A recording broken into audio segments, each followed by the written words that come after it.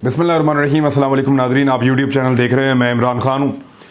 बात जो है वो बहुत आगे बढ़ गई है और ज़िद और अना जो है वो अब बहुत ज़्यादा एक्सट्रीम पे चली गई है। यानी आज कुछ खबरें हैं। एक तो पेट्रोल की कीमतों में कमी के बजाय इजाफा हो गया। ख़बर मैं आपको तफसील से बताता हूँ। मरीम नवाज़ साहिबा ने इस पे कौम को एक चक्कर देने की कोशिश की है। वो चक्कर मैं आपको बताता हूँ। इमरान खान साहब ने एक इंटरव्यू दिया फरिया इदरीस साहिबा को GNN पे, और उसमें जो शहबाज गिल के हवाले से और कुछ और ख़बरों के हवाले से उन्होंने इंकशाफात किए हैं वो मैं आपको बताता हूँ। एक सहाफ़ी ने मुझे इस बारे में क्या बताया और कुछ आरिफ हमीद भट्टी साहब ने कंफर्म किया। उसके अलावा कुछ और लोग हैं जिन्होंने बताया कि उनकी क्या बातचीत हुई, वो भी मैं आपको बताता हूँ।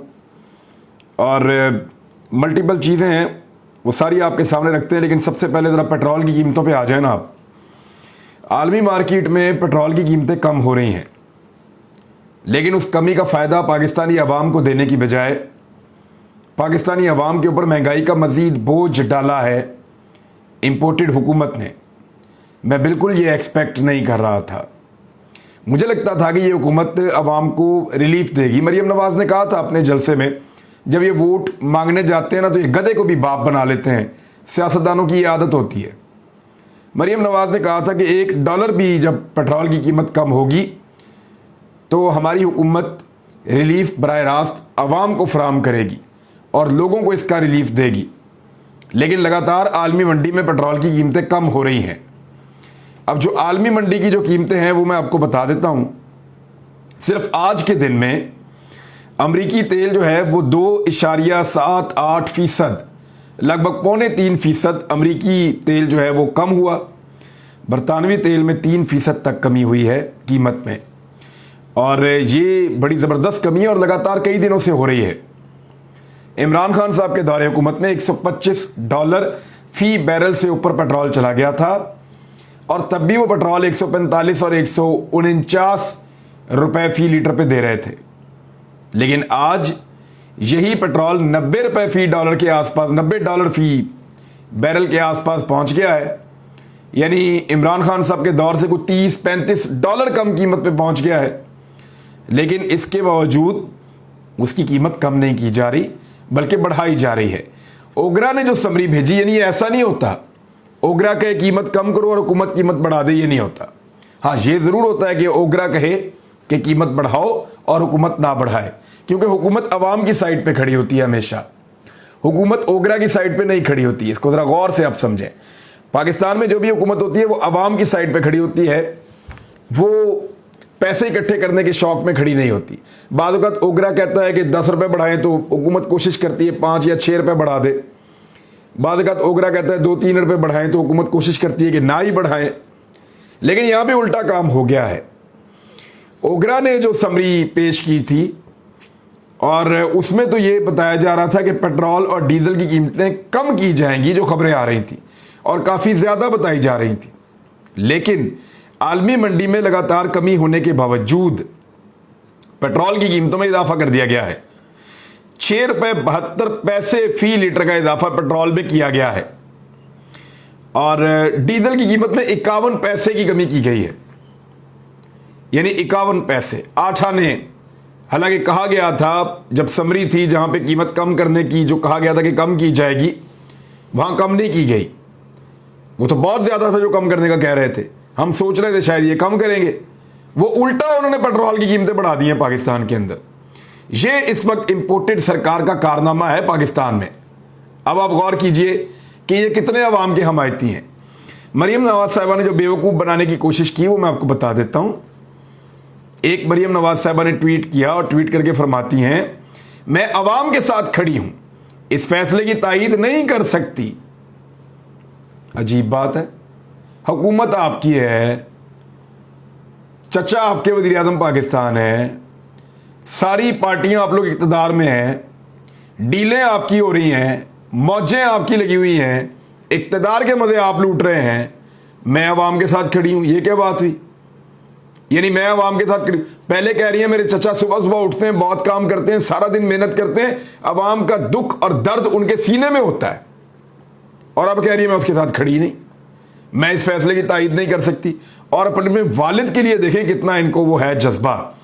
میاں صاحب نے اس فیصلے کی سخت مخالفت کی اور یہاں تک کہ کہہ دیا کہ میں مزید ایک پیسے کا بوجھ عوام پر نہیں ڈال سکتا، اور اگر حکومت کی کوئی مجبوری ہے تو اس فیصلے میں میں شامل نہیں ہوں.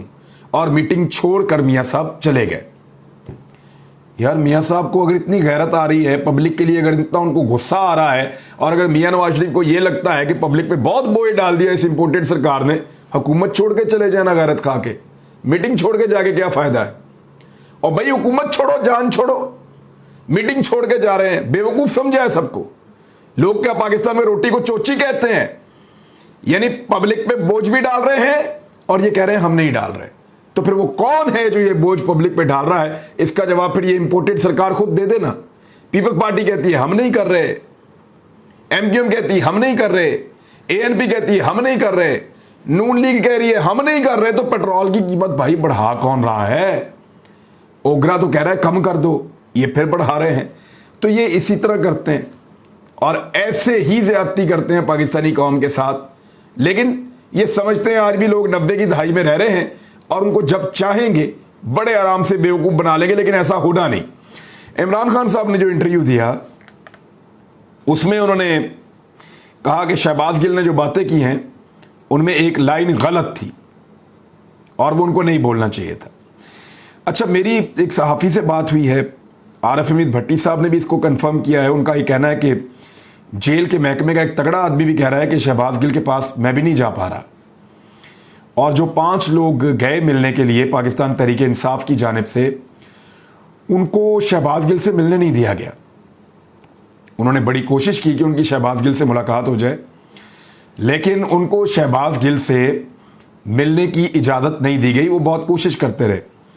اب شہباز گل پنجاب کی ایک جیل میں قید ہے، پنجاب کا ہوم سیکٹری ہے، پنجاب کا آئی جی جیل خانہ جات ہے، پنجاب کے ہی سارے محکمے ہیں. لیکن اس کے باوجود، پنجاب کے کنٹرول ہونے کے باوجود، یہ کہا گیا، اور مجھے ایک صحافی نے بتایا کہ جیل کے عملے نے کہا کہ ہم آپ کو نہیں ملنے دے سکتے، چاہے آپ ہمیں نوکری سے نکال دیں. اور ان کے اوپر بہت دباؤ تھا اور انہوں نے نہیں ملنے دیا ان لوگوں کو جو پاکستان تحریک انصاف سے گئے تھے شہباز گل سے ملاقات کرنے کے لیے.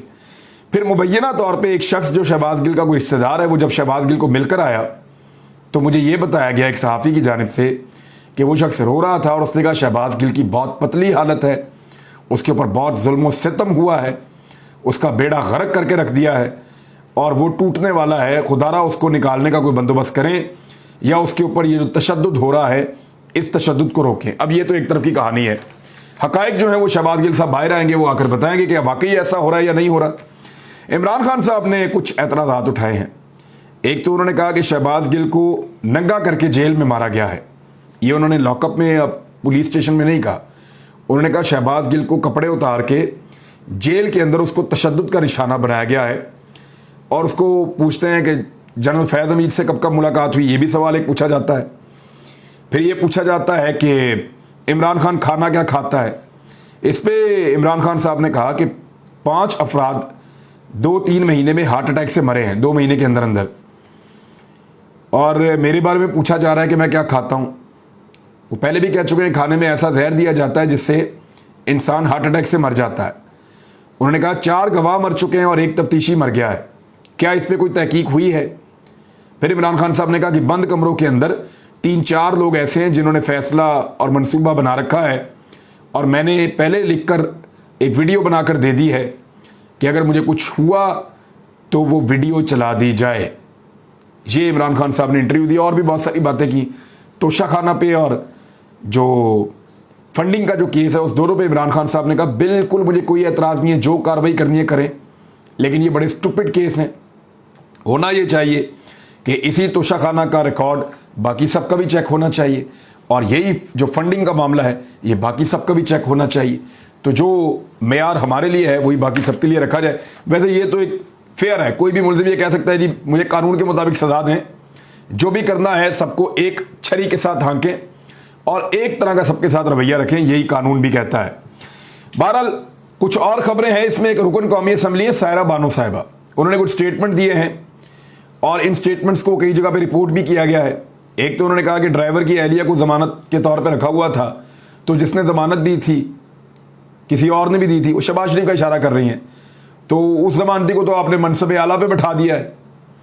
फिर उन्होंने कहा कि 5वीं बार भारतीय जहाज की हंगामी लैंडिंग पाकिस्तान में क्यों हुई है, क्योंकि एक खबर आ रही थी कि इंडिया के राजीव गांधी एयरपोर्ट से कोई प्राइवेट जेट उड़ा है, वो कराची में उतरा है, वहाँ से कोई 12 लोगों को लिया है और वो चला गया है यूएई।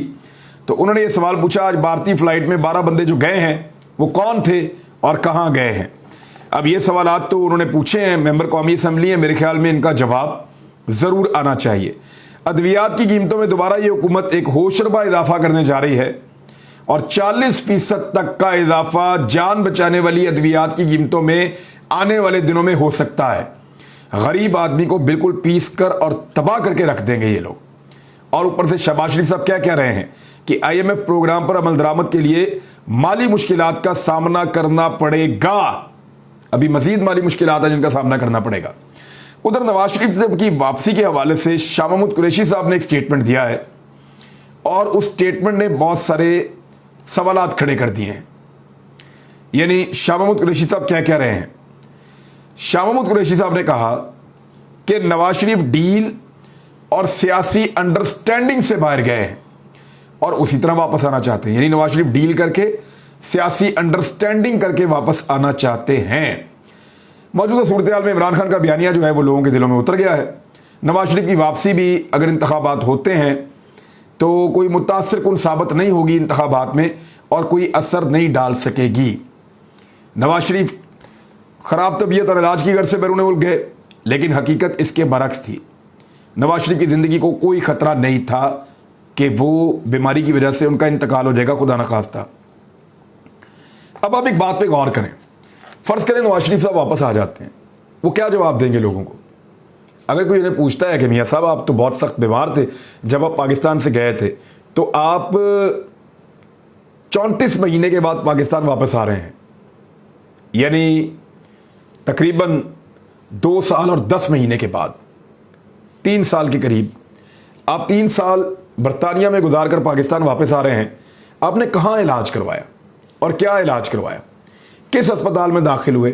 कितनी सर्जरीज हुई? कितने ऑपरेशंस हुए? कुछ भी नहीं हुआ। झूठी मेडिकल रिपोर्टें पाकिस्तान में आती रहीं जिनको कोई तस्लीम ही नहीं करता था। मियाँ नवाज शरीफ के लिए सबसे बड़ा प्रॉब्लम यह होगा अगर उस वक्त तक पाकिस्तान का मीडिया आज़ाद हुआ तो, क्योंकि मीडिया की आज़ादी को तो बंद किया जा रहा है। मेरा प्रोग्राम भी बंद कर दिया गया है एक्सप्रेस न्यूज़ पे। मैं उन तमाम लोगों का शुक्रगुजार हूं जो मुझे कह रहे हैं कि वो इजहार यकजहती कर रहे हैं, इस पर अफसोस का इजहार कर रहे हैं। वो ये कह रहे हैं कि प्रोग्राम बंद नहीं होना चाहिए था, ये आज़ादी इजहार राय के ऊपर एक कदगन है। उन तमाम लोगों का बहुत शुक्रिया जो इसके लिए आवाज़ उठा रहे हैं। लेकिन मैं सवाल ये करना चाहता हूं कि इस तरह तो ये सारा मीडिया बंद कर देंगे। ARY बंद कर दिया, जो मेन एंकर्स हैं जिनको लोग सुन रहे थे उन सबकी आवाज़ें बंद कर दी हैं। जो लोग अपनी मर्जी की बात करते हैं उन्हीं को बोलने का हक है। और नवाज शरीफ के लिए, एक लाडले के लिए ऐसा माहौल बनाया जा रहा है कि जब नवाज शरीफ पाकिस्तान में वापस आए तो कोई एक शख्स भी ऐसा ना हो जो नवाज शरीफ के ऊपर तनकीद कर सके, या अगर पाकिस्तान तहरीक इंसाफ या कोई और पॉलिटिकल पार्टी नवाज शरीफ के ऊपर कोई तनकीद करती है तो उस तनकीद का ऑन एयर कहीं पे ना हो सके, उस तनकीद को कोई मीडिया दिखा ना सके। इसका बंदोबस्त करने की कोशिश की जा रही है। तो पाकिस्तान की तारीख का सबसे बड़ा लाडला कौन है? मियां मोहम्मद नवाज शरीफ, जिसको बार बार एनओ मिलता है, जिसको बार बार फायदे दिए जाते हैं, जिसको बार बार जो है वो लाया जाता है और लाकर बिठाया जाता है। अब एक और खबर है, पंजाब हुकूमत कार्रवाइयां कर रही है, आहिस्ता आहिस्ता आगे बढ़ रही है। और जो सब इंस्पेक्टर था आबिद जट, आपको याद होगी इसकी तस्वीर, ये देख लें आप, ये जिसने पिस्तौल ऐसे करके उठा लिया था एक खातून के ऊपर, और इसको वहाँ पे एक वकील भी रोक रहा था, बाकी लोग भी मना कर रहे थे, लेकिन इसने एक खातून के ऊपर पिस्तौल तान लिया था। ये बताते खुद एक जुर्म है और ये बदतमीज़ी है, तौहीन है खातून की। तो इस सब इंस्पेक्टर को नौकरी से मुबैना तौर पे फारिग कर दिया गया है। पाकिस्तान मैगजीन ने इसको लिखा है, sub inspector Abid Jatt has been dismissed from his service, he pulled out a gun on a woman on 25 May, ये उन्होंने बताया। तो जनाब ये सूरत हाल है। इस तरह के काम करने वालों को ऐसी सज़ा मिला करती है। और बहुत सारे लोग हैं जो आज भी कानून से आगे बढ़ रहे हैं, आइन और कानून की धज्जियां उड़ा रहे हैं। ये उनको फैसला करना है कि क्या वो ठीक कर रहे हैं, क्या वो ये सारा कुछ करते हुए पाकिस्तान का भला कर रहे हैं। मुझे तो फिलहाल ऐसा नहीं लगता। अब तक के लिए इतने, अपना ख्याल रखिएगा, अपने इस चैनल का भी। अल्लाह हाफिज़।